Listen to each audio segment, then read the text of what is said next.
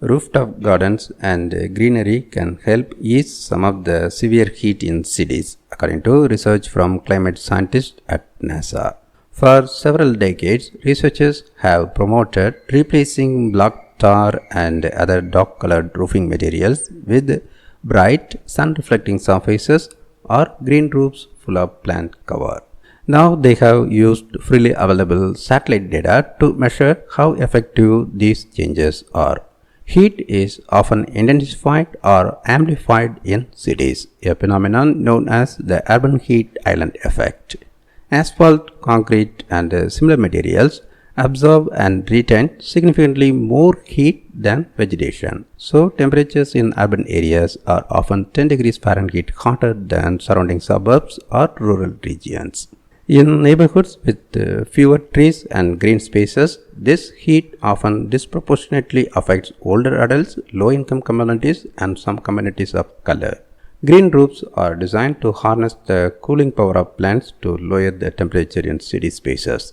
The greenery may be extensive, that is, shallow soil, low-maintenance plants, or intensive, deeper soil, more diverse plants and trees.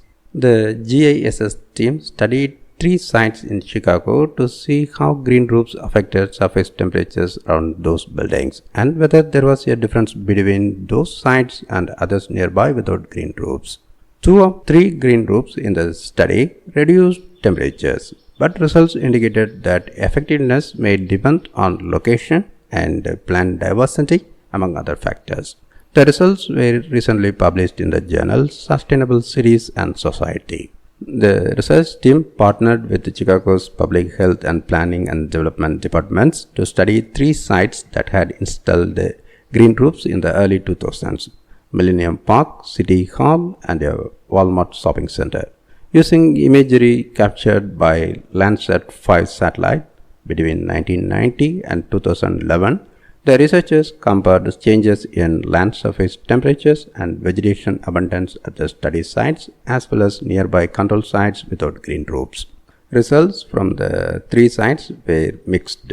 Millennium Park, which has an intensive mix of plants and is located near Lake Michigan, showed significantly lower average temperatures after its green roof was installed in 2004.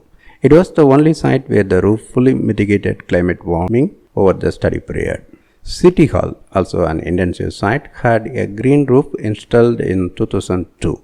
Its temperatures after green roof installation were lower than those at the control site, but they were rising toward the end of the study period. The Walmart site told a different story. While the green roofs at Millennium Park and City Hall were added onto existing buildings, the supermarket was newly built during the study period.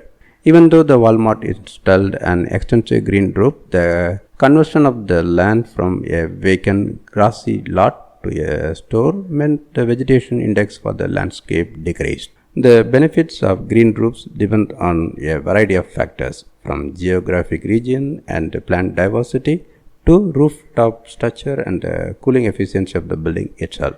Studies with larger sample sizes are needed to tease apart these details, but this study represents a promising start.